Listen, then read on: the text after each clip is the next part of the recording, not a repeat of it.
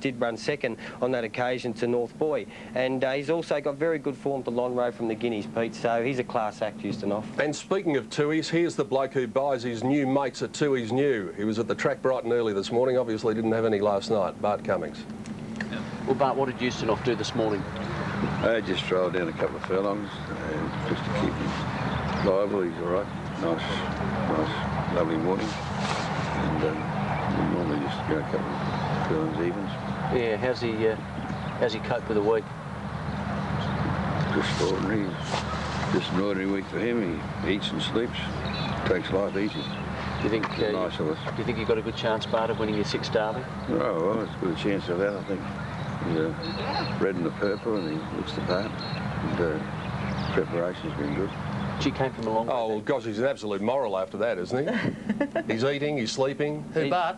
No, the horse. Oh, the horse. Yes. I was just wondering. I was a fair way away from the screen. What about that, though? Let's see, 400 metres in even time this morning, folks. That's just to let the horse know that probably he's not really going to the races today, but he is. It's just a normal routine for a horse, and what Bart does there is helps them relax to go home, eat their breakfast, so they've got their energy. But he'll come back to Flemington today, and he'll run in the Derby, and he'll be spot on. And I'll tell you what, it works a treat too, because we did the same to Letzi this morning. We just sprinted him up over 400 metres at about 6 o'clock this morning, and you're feeling in fine fettle, aren't you? Yeah, I'm exhausted already. What about the operation on the penetrometer, though, Letzi?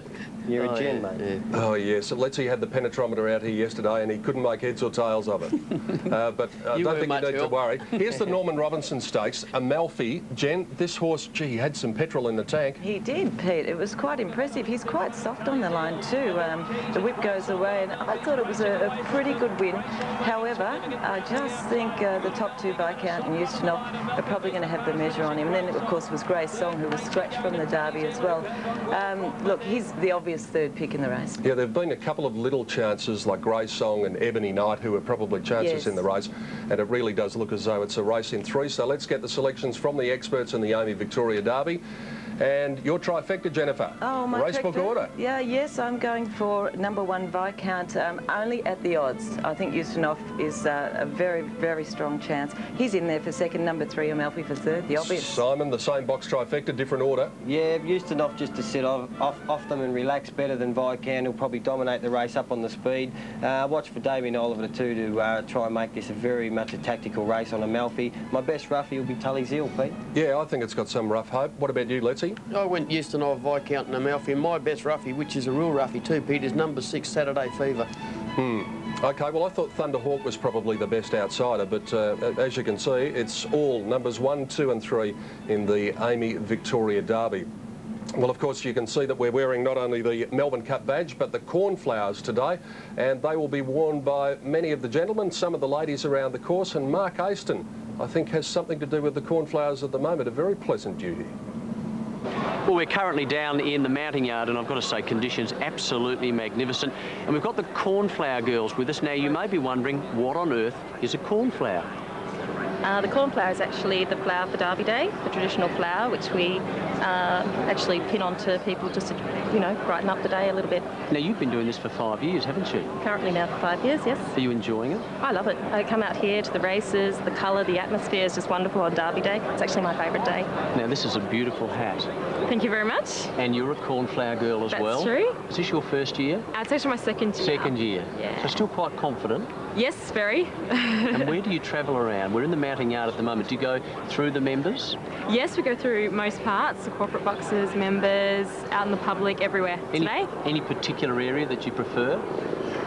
Probably the public, because that way you get to see the whole atmosphere of the day and get to mingle with the crowd. It's really good. And what about what you folks are wearing? You all look absolutely magnificent. They're beautiful. Tanya and Sharon and myself, Victoria Triantafilou, and Danielle Scanlon and Theodore. Absolutely sensational. Now, the question for you. Yes. Who's going to win the Derby? My tip for the day would have to be Ustinov. So you know a little bit about racing? A little bit about it, Fantastic. Yes. What are you going to have on it?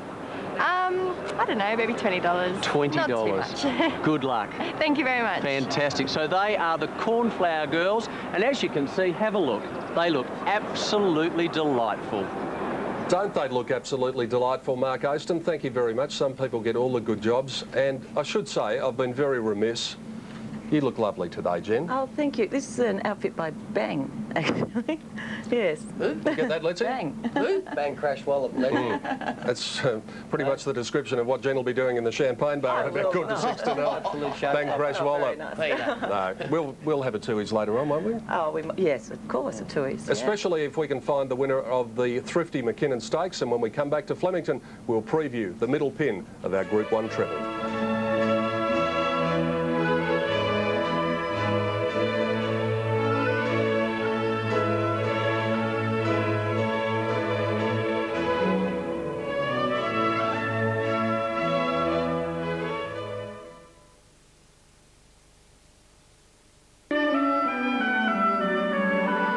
I say every picture tells a story, and there's one being painted here at Flemington prior to the first day of the Melbourne Cup Carnival 2001, perhaps capturing some of the colour and excitement that is part of Derby Day, and the ladies and the gentlemen look magnificent. John Letts was just telling us during the commercial break that he is a painter of some note. He actually did the walls this week, and he's doing the ceiling next week, so that should be something to look forward to. It is something to look forward to, the ceiling especially, Pete. Yes, and will he need a big ladder? I think so. I think so. Well, let's see if we can find the winner of the Thrifty McKinnon Stakes, maybe to be able to pay for some of that paint that Let's See is going to be using throughout the week. And we're going to have a look at some of the form replays leading up to the big race today, the Turnbull Stakes Universal Prince. Jenny Chapman, was this a run? Didn't he steam home, Peter, here? It was a terrific effort, and of course the mighty Sunline is in front. He runs on here, he runs second. It was a very good effort, and of course he went into the Cox Plate after that, and it was a little bit of a mysterious run there, so we're all anxious to see how he's going to perform today. Yeah, that was 2,000 metres, the Cox Plate was 2,000 metres, and of course today's race is 2,000 metres as well. The other one we're going to have a look at is this Kiwi mare in Hill of Grace. Now, she is a very talented galloper. She's probably promised a fair bit over the years, but I thought this run in the Caulfield Cup, Johnny Letts, was an indicator that she's not too far away. No, and she's a very good mare, this mare, and buys a bill, and with the blinkers on too. Gee, there's a bill horse that's raced well with blinkers on, but I just thought hers was a very good run because the winner, the form was there, and the second horse, Sky Heights, I give a great chance in the Melbourne Cup, so Hill of Grace is not far away from them. She's got to be right in the race. Did you like Hill of Grace's run, Simon, in Caulfield? Yeah, she didn't disgrace herself in the Caulfield Cup at all, Pete. I'd like her here at Flemington too. She's run well here before, and look, with Corey Brown on board, barrier 8, she's going to put herself in a nice position. Being way for age too, you've got to be careful of the speed in this race. I hope there's enough for her, but she can go forward anyway, which I think will help her. And of course, the query horse in the race is the New Zealand galloper, Cinderbella. Is it ever, Pete? Yeah. Yes, very, very impressive. 2 starts ago.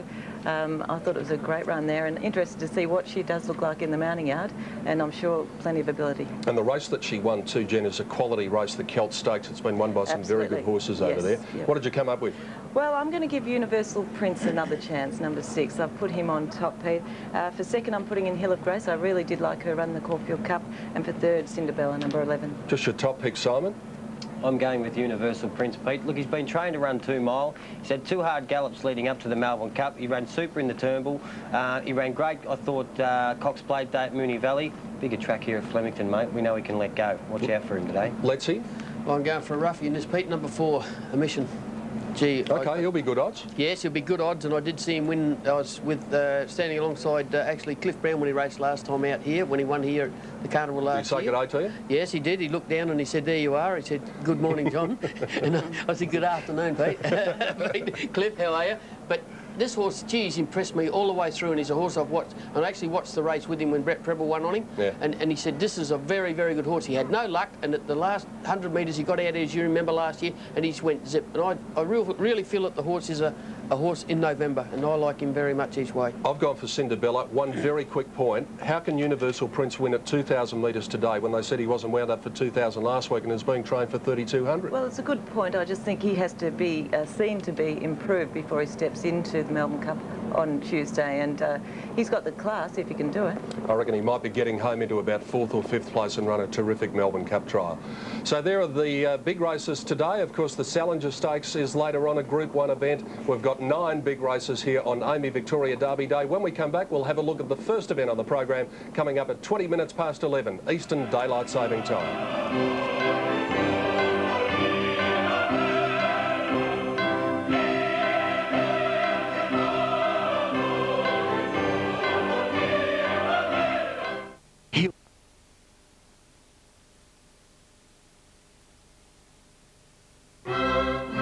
Yes, the beautiful city of Melbourne. So many wonderful parts to this town. That's St Kilda on the pier, just as the sun is peeking over the horizon. And it plays host to so many visitors at this time of the year from not only around Australia but around the world. And if you are one of those visitors and you maybe happen to be watching in your hotel room before you head out to Flemington, you are in for a treat in 2001 AAMI Victoria Derby Day. First race is coming up at 20 minutes past 11 this morning, so let's have a look at the tote figures and see what they're showing. Gordo, very short price favourite. As we look at the tote figures, Jen, give us your selections. I like number 8, Road to Dance. Nice price there too, Peter. Good win at Sandown a couple of starts ago, and then called a little bit wide there at its next start. I thought he had a good chance for number 3, Grand Falls, and of course the favourite, number 2, Gordo, was more than impressive when winning last start. Did hang in badly though. As we look over the page to the second lot of runners for the first, Simon Marshall, your top pick in the first. Okay, Pete, I'm going to go with Gordo. I've been very impressed with this horse. I had a good look at him at Warwick Farm prior to coming to Caulfield and winning the Tupperware Cup there last start, Magic Hatter. He got back, he wanted to hang in a little bit. Flemington, dry track, suited him much better today. To Samba, the horse that ran fourth to him, and he's got form behind Jen's pick, Road to Dance. He's going to improve the blinkers, dry track, Flemington, and Road to Dance, Jen, for third. Top pick, Johnny? I think Damien Oliver can open the batting here, Pete, with Grand Falls. I like this horse's run the other day. No luck at all. And interesting runner here is Sir Eduardo, which is, I think it was worth $3.5 million or something in New Zealand. Don Eduardo, is it? Don Eduardo, sorry, yes. From the Lee Friedman stable, Glenn Boster ride. So he'll be an interesting one to look at. I've gone for Gordo in the first two. He did so much wrong at Caulfield, and yet his ability still got him to the line. And John Hawkes is a master trainer, of course.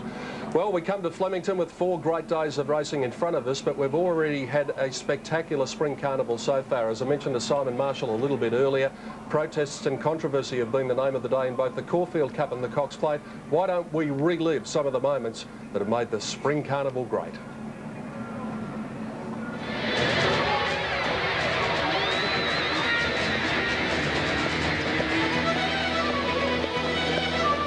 Universal Prince is making plenty of ground on the outside, but the great mare is clear. Sunline. Universal Prince chases her home. Sunline, the Queen is back. Sunline beat Universal Prince. Photo third.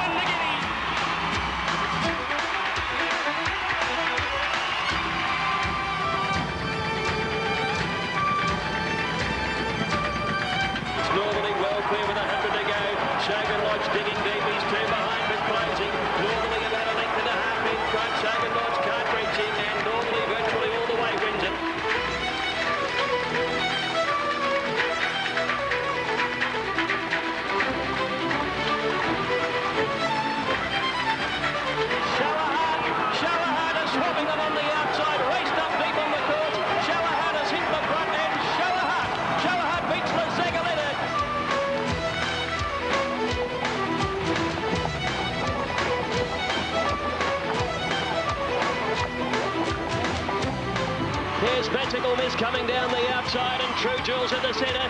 Magical Miss raced up to Ha Ha, 50 to go. Magical Miss and Ha Ha. Magical Miss finishes too well. Magical Miss, Stephen Arnold's done it again.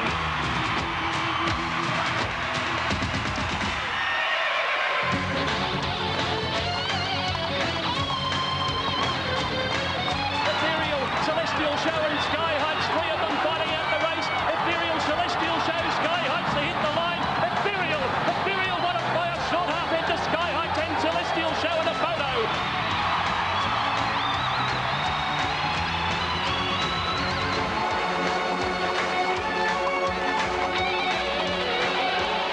Sunline in front of Northerly and Viscount. Sunline tackled by Northerly. Northerly's raced up to Sunline. Viscount in the middle. There's trouble on the line. But the West roars as Northerly has won it from Sunline and Viscount. A great spring carnival, and it's only going to get better with 4 fabulous days of racing here at Flemington. When we come back, we'll be catching up with some of the tens of thousands of people joining us at fabulous Flemington for AAMI Victoria Derby Day 2001.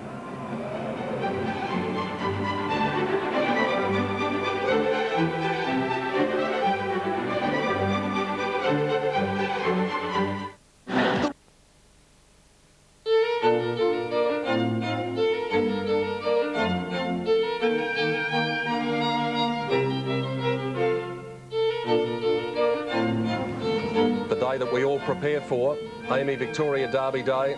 Lots of preparation from the trainers and the jockeys, and in some cases the owners. They go into preparation for weeks, going out to restaurants, out to bars. It's a long week, I'll tell you, and they'll be here at Flemington today, as will round about 100,000 people, and that is exactly the time that they've got to wait, round about 4 hours until the Amy Victoria Derby. I might just have a chat about the Salinger, ladies and gentlemen, because it is, after all, a Group 1 race as we look at some of the thousands of people strolling in here to Flemington. Terrific race, Jen. Now, you and I walked the track yesterday, inside and outside. I don't think there's a lot of difference. No, not a lot of difference at all, Peter. It is a bit of a raffle, though, this race. It is, it's loaded with class, and there's many, many chances. Simon, what would you like to ride in this? I'm a big fan of Shower Heart, Jen. He's got great form down the straight, running second in the Newmarket. He won the two-rack handicap over 1,600 metres last start at the Caulfield Cup Carnival, but he's been freshened up, and he's an excitable horse down the straight. And I did speak to my mate Bobby Big Bucks. Bobby Big Bucks? Bobby Big Bucks. How is he? He works on the shoot here at Flemington, Pete, and he's very well, but he was the only guy that I asked when I was riding which side was better, and he suggested the outside's better today, so thanks, Bobby. Yeah, well, we sort of thought, if anything, the outside might be a little bit better. But let's see, do you know Bobby Big Bucks for a start? No, I don't, but I had the planetrometer last night. Yes, we know that. You keep on telling us. And I should know what the track's reading like. Okay, now, there's not much difference between the outside and the inside. But the middle, Simon, I found it was a little bit soft. And when I learnt to use this, about 9 o'clock last night, I found out how to use the planetrometer. I started at 5 o'clock. 4 hours later, I'd worked out how to release that thing that goes down. He was the only one left out here at 9 o'clock last night. But I found out that don't go down the middle. What an apparatus to let you loose with, mate. Yeah. Did it help to steer you towards a winner in the Salinger, perhaps? Yes, it did. So I went to the inside then. So I went and I tipped. I liked higher, and I think with the blinkers on today, it'll be very hard to beat. I'm going to run super too, mate. Yes. Now, that is important. Blinkers on high. Now, here is a racehorse who is a quality racehorse, but it's between the ears that tends to be his problem, and that might help him today. What about his poor punters, Pete? They would have lost a bit of money on him over the past. But yeah, you're right. He's a good horse, and that might help. Who did you go for, Jen? I've gone for number 9, Belle de Jour, Golden Slipper winner from last year. I think she's going in good form at the moment. Well, I've gone for the horse that Simon mentioned, Shower Heart. He does go pretty well down the straight, and 1,600 metre horse. You need a strong horse at the end of the 1,200 here, and I think he'll be pretty hard to beat. Let's hope we can find the winner of the Salinger and the rest of the winners as well. Here's a bloke who'll find plenty of winners. Tim Webster, good morning to you once again. Hello, PD. I've got with me an Olympic gold medalist and a bloke who never won one. Oh, look at the look on his face. Rachel Emerson, hi. Hockey-roo, of course. Hi. Enjoying this beautiful day here? Oh, it's absolutely gorgeous. Almost time for champagne, I think. I think so. Well, yeah, pretty close. Highlight of your life had to be the gold medal in Sydney. Yeah, absolutely. It was an amazing experience and one I don't know if I'll ever be able to top. Well, you could win another one in Athens in 2004.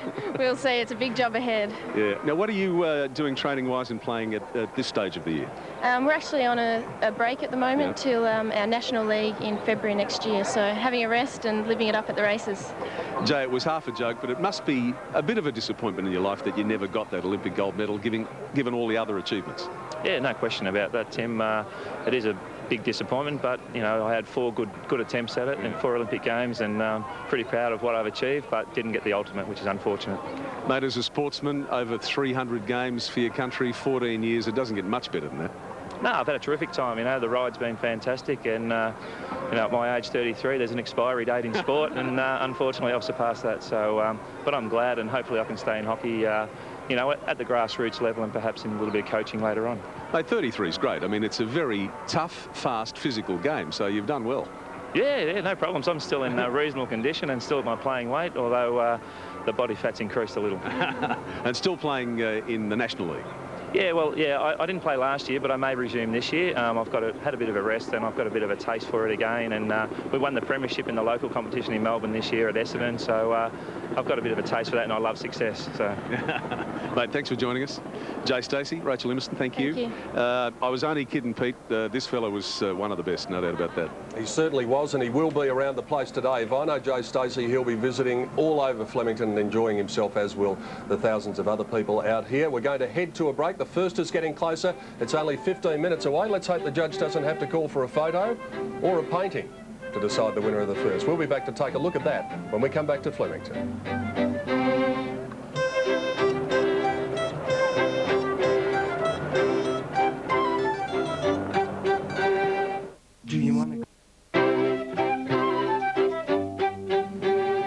forecasting a top temperature of around about 24 degrees in Melbourne today for the opening day of the 2001 Melbourne Cup Carnival. 2 is new on board as the sponsor of the great race for the first time, and there are the colours that the Great Carbine carried to victory in the Melbourne Cup of 1890. And I can tell you, just adjacent to our studio out here at Flemington is Carbine's original stall. It's just one of the things that you're able to see out here. And we mentioned the roses, Jen. Every year this place just seems to look better. Yes, well, yesterday it was a bit of a dull day, Peter, but the sun's out today and the roses just look fantastic. Well, I'll tell you somewhere where it's anything but dull. Always. The Channel 10 marquee, and that's where we find Sandra Sully. Sandy. Thank you. Yes, joining me today is the face of the 2001 Spring Racing Carnival, the ever so delightful and somewhat gorgeous Kelly Dickinson. Thanks for joining us today. You're welcome, thank you. What a wonderful role you have to play this week. Oh, it's absolutely fantastic. It's been a whirlwind experience and I'm loving it. Yeah, I've been so busy attending things such as all of the major race cup days, the country days, judging fashions on the field, so yeah, it's been amazing, lots of fun. Now, you actually have a personal passion about horse racing, don't you? You were brought up on a farm. I do. My dad has horses, so I've grown up with them all my life, and 2 of my best friends actually own horses, so we used to go riding when I was younger, yeah. So if the tall genes hadn't have kicked in, would modelling always have been an option? Yeah, maybe. I don't know. It's hard to say. Maybe I would have been a jockey. I don't know. You just never know. Yeah. Now, we're feeling somewhat privileged because, you see, Kelly turned down some international modelling contracts just to be the face of the Spring Racing Carnival. Must have been a big decision because, in terms of modelling, that is a real... Yeah. No, it was a very big decision. I didn't take it lightly at all, but because this is such a big Australian event, I was thrilled to be part of it, and so it wasn't hard when I thought, oh, the Cup is it's too good to pass down. Now, it's provided a wonderful platform for you, hasn't it, in terms of all sorts of things. You've had some amazing contracts in the last of the wild, participated in video clips. Yeah, definitely. What's ahead? Well, we'll be going overseas probably next year, so I think, yeah, I'm just looking forward to that, probably travelling to Milan maybe in February or something, so yeah. Now, we're expecting capacity crowds this week. The weather is absolutely glorious. It's amazing. Yeah. You're going to be enjoying the day and getting out and about, promoting this wonderful week of racing, internationally acclaimed.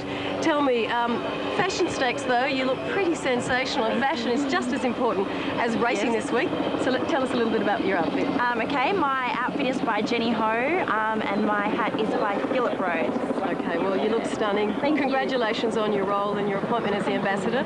You're doing a wonderful job. We hope you enjoy the week. Thanks. But we need a tip before you go, because no doubt you're in the know. Of course, Ustinov is my tip, so I think he's going to do very well, hopefully. Good luck, Kelly, and thanks for joining us today. You're welcome. Back to you. Sandra Sully and Kelly Dickinson, the face of the Spring Racing Carnival. First race here is getting ever closer. Let's have a look at the tote figures and see if there's been any variation. We have also the Queensland figures up there and the New South Wales totes, and you can see the move on the right. Now that means that Gordo has eased out 10 cents from $2 to $2.10, and the red figures are the horses that have actually come in, and you can see that Jen's pick Road to Dance has been supported there, Jen. Yes, it has, Pete. It's quite hard to see though on that screen, isn't it? No, it's not. It's quite easy to see. Gordo $2.10 is the favourite, $2.40 in Queensland and $2.30 in New South Wales. There are the ones over the page. So give us your trifecta again. Number 8, Road to Dance, from number 3, Grand Falls, and the favourite number 2, Gordo. And let's go and join these horses in the mounting yard now for the first event, the William Inglis Carbine Club Stakes. And there's Corey Brown hopping aboard the toppy, number 1, Jar Jar Binks for Brian Guy. Looks very well, this horse. Certainly fitted for a couple of runs in from a break. Has got 58 kilos, Peter. That's my concern, because he is going up quite a deal in weight from its last win in Eagle Farm. However, the 1600 metres should suit, and there with the chance. Number 2 is Gordo, the favourite. Darren Gauci, the rider. Barrier number 14. Let's hope he has better luck than a few years ago here on Derby Day. I think he rode one of the Hawks horses in that race and he came off, so hopefully a safe passage and maybe a win.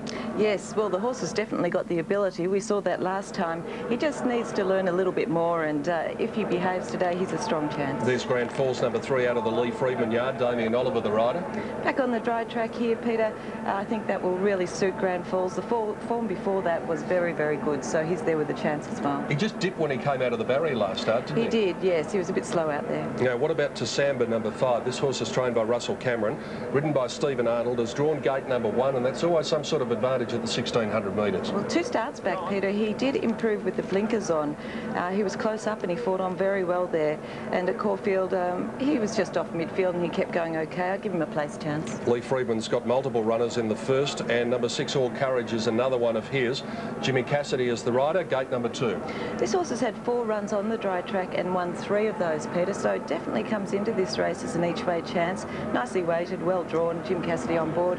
Yeah, there's a chance. I didn't mind the runner presently, number 7, at Caulfield. Didn't have the best of luck in the race and just battled on pretty well. Greg Childs takes the ride for Bruce McLaughlin. My concern with presently is just he can get a little bit keen in his races, so the distance is a slight concern over the 1600 metres here for me, so I'll leave him with a place chance only. And you can see his big odds on the Victorian tape. That's Super Tab, $34 and $7.90. Down to number 8, Road to Dance, the one that you're keen on. This horse, well, the race just wasn't run to suit at Caulfield, and I like the way he found the line. Yes, he was restrained well, let's go back to Sandown, Peter, where he won.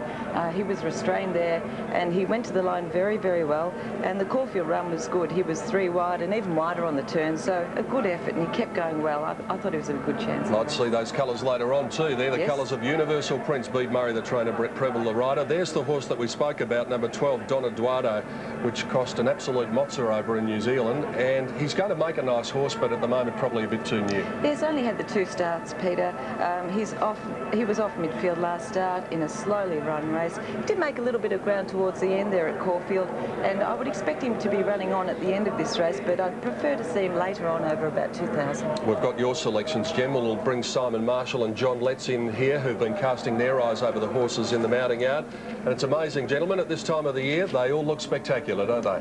They do, Pete. Yeah, Letzi, I was pretty happy on Giddy Up Gordo. Looked fantastic in the yard. We'll see him get back in his race, but did have that problem in wanting to lay in last start, but with the big straight at Flemington, I don't think he'll do that today. I don't think so, and Darren knows him now too, Simon, which is important, isn't it? With the jockey, you know their little quirks, those horses. He looks terrific. But he is a very nice horse. But the horse that really caught my eye, I've gone for Grand Falls to win the race, number 3, Damien Oliver. But a horse called Tasamba, gee, coming up on there, looked very, very well from the Russell Cameron stable, drawn 1, 2, and dry track today. He's been screaming out for it. Looked very well. And perhaps the key to Tasamba might be whether there's been any money for him in the ring, because they very rarely miss the Russell Cameron stable when the money comes. Let's head down there now to Tim Gossage and find out the business on the first. Thanks very much, Pete. Well, I can tell you that Gordo is $2.20 on Super Tab, but it is a full point further out in the bookmakers ring. It has got the drifts alarmingly here, Gordo. He did open up a clear favourite, of course. Been good specking for number 5, Tasamba, but the best back runner is the stablemate of Universal Prince and Jen Selection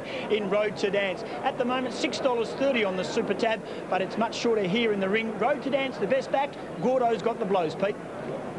Tim Gossage in the betting ring. There's the map, 1600 metre start. They start over by the cooling breeze of the Maribyrnong River, and they've only got a run of around about 200 metres or so, Simon Marshall, to the first turn, so it's important to get a posse. No doubt about that, Pete, and isn't this a great guide for later on for next season too, the Carbine Club Stakes? Saintly won this horse as a 3-year-old, and